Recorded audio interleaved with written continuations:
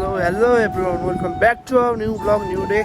आज चाहिँ हामी टक्क माछा मार्न जान लाग्यो र अहिले चाहिँ म देख्न सक्नुहुन्छ गोरु भन्ने स्कुलको त तल आइसकेको छु चौतारोमा। एउटा दाइ आउँदै हुनुहुन्छ, पर्खिरहेको छु। दाइ आउनु भएपछि टक्क हामी यताबाट खोलातर्फ लाग्छौँ। देख्न सक्नुहुन्छ गर्मीको मौसम चाहिँ यस्तो चौतारामा बस्नुपर्छ, हेर्दै गर्नुहोस् है त।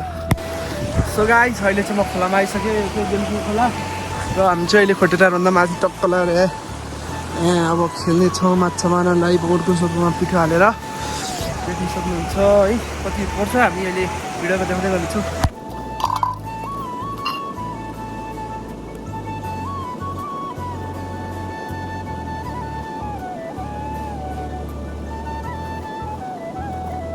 देख्न सक्नुहुन्छ गाइस फर्स्ट लटमा चाहिँ जम्मा यति मऱ्यो है। अब दुई चार ठाउँ अझै थापेको छु, त्यही नै हेर्दै गरौँ। पहिलो बोर्डकोबाट चाहिँ यति पऱ्यो है, यो बोर्डकोबाट सक्नुहुन्छ। अब कति पर्छ बेलुकासम्म हेरौँ ल। सो देख्न सक्नुहुन्छ गाइस माछा चाहिँ त्यहाँ छ है।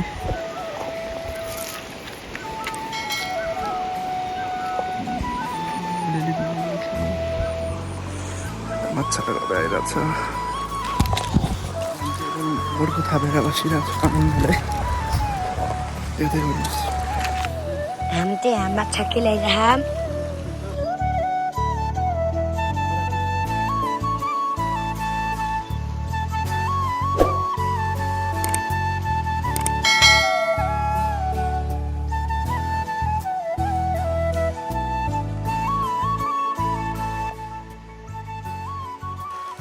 गाइस हामीले माछा मार्केट पनि फर्किसक्यो, पानी पनि थालेर छिटो फर्क्यौँ। देख्न सक्नुहुन्छ बाटो यहाँ चक्क लुवा भाइ, पानी पनि लागिरहेछ। गोरु भन्ने गाई पनि लाग्यो हामी त है, ल हेर्दै गर्नु होला। सो गाइस हामी चाहिँ अहिले गोरु भन्ने स्कुल चौतार्ने राखिसक्यो, पानी पनि थालिसक्यो है। रोडहरू भेट्दाइसकेँ, छिटोभन्दा छिटो घर जानु पर्छ हुन्छ। हामी चाहिँ हालत खराब भयो कालोमा। यो चाहिँ हाम्रो किरणचोक जाने बाटो र पानी पनि थालिसक्यो, देख्न सक्नुहुन्छ। हामी चाहिँ अब यो बाटो लाग्छौँ घर, ल घर पछि भेटौँ ल।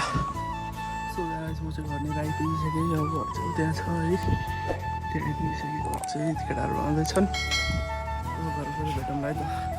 आइसकेँ चाहिँ घर आइपुगिसकेँ, देख्न सक्नुहुन्छ। माछा चाहिँ जम्मा यति भयो, हेर्न सक्नुहुन्छ। यसलाई पकाउनु पर्ने हुन्छ, र त्यसलाई पकाइसकेपछि देखाउँछु। सो गाइस माछा चाहिँ भुटेर यति भयो है, यसले छोइलो। सो गाइस म चाहिँ खाना खाएर रुममा आइसकेँ, र अरू त के भन्नु र भिडियो पनि दिन्छु म एकदम धन्यवाद। आज चाहिँ एकदम रमाइलो भयो भनौँ। अब थ्याङ्क यू फर वाचिङ, भिडियोहरू हेर्दै हुनु होला, धेरै धेरै धन्यवाद।